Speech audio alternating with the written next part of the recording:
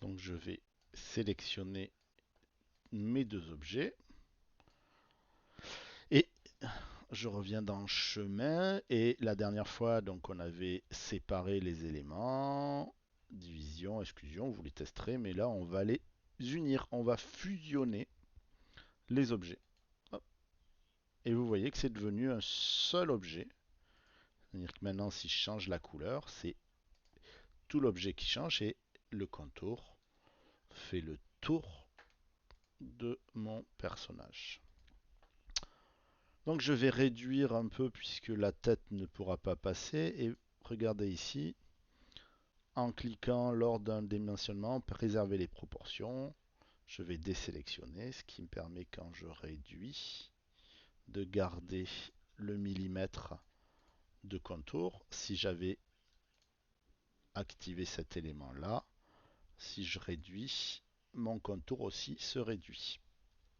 Donc là, je réactive. Voilà, mon personnage est ici. Je peux l'agrandir un petit peu. Donc je vais l'agrandir en appuyant sur Shift pour garder l'homothétie, le rapport hauteur-largeur. Voilà. Hop.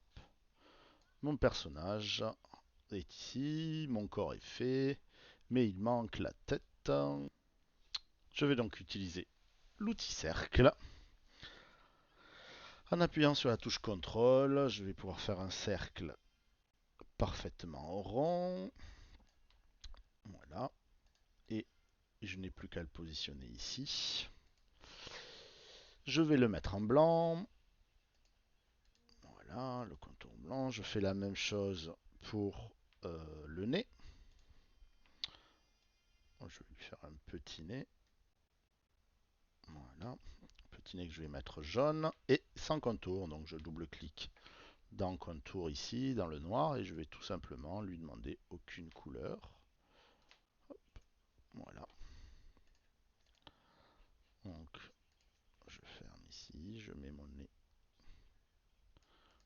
ici. Donc c'était d'ailleurs même un nez rouge. Voilà. Et je vais utiliser les 5 éléments. Je vais lui faire 5 petits boutons de la même taille que le nez. Donc je rattrape mon nez. Hop, je remets mon nez, excusez-moi. Copier, pomme C, pomme V. Suivant si vous avez un Mac ou un PC, ça sera CTRL-C, CTRL-V. Et je vais créer 5 formes. 1, 2,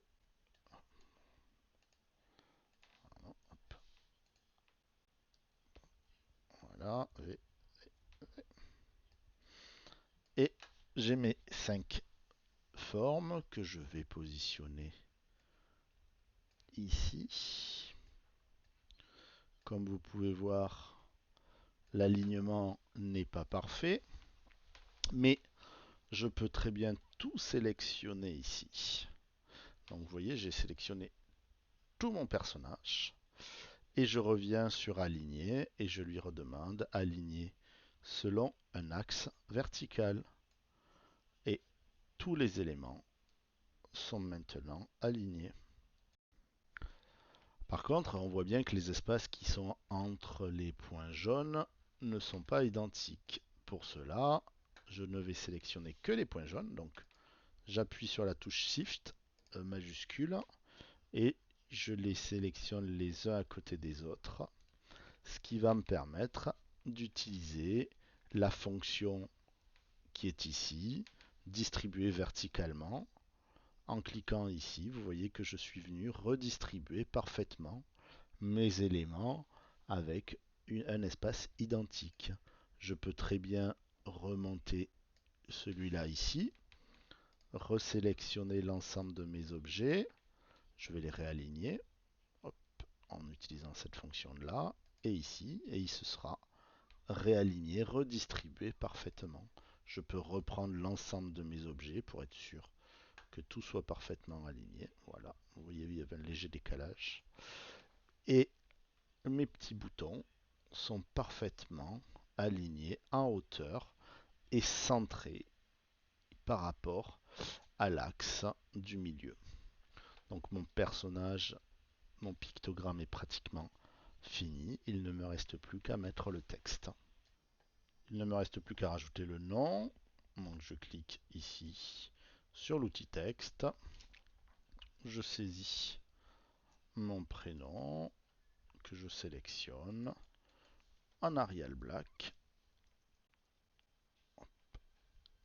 La taille, je ne m'en soucie pas puisque à tout moment, en appuyant sur la touche CTRL, je peux réduire ou agrandir mon nom. Un simple clic à l'intérieur va me permettre de faire une rotation. Pareil, je laisse appuyer sur la touche CTRL pour avoir la précision la plus importante. Je reclique dedans, je le réduis un petit peu pour pouvoir le positionner. Il ne me reste plus qu'à le mettre en blanc. Je le sélectionne et je clique ici pour sélectionner ma couleur. Mon écriture a été positionnée et retournée. Mon picto est finalisé. Il ne me reste plus qu'à l'enregistrer. Fichier, enregistrer sous ou enregistrer. Plusieurs possibilités. Le premier qui est le format SVG Inkscape, qui est le format standard du vectoriel et plus précisément d'Inkscape. Donc je l'enregistre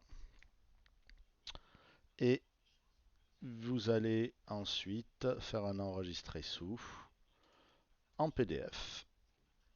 C'est ce fichier aussi que vous fournirez ensuite. Et ce fichier, vous l'appellerez Picto Marazato, enfin avec votre nom de famille, hein, pas le mien, que vous enregistrerez aussi au format 1.5, vous ne touchez à rien.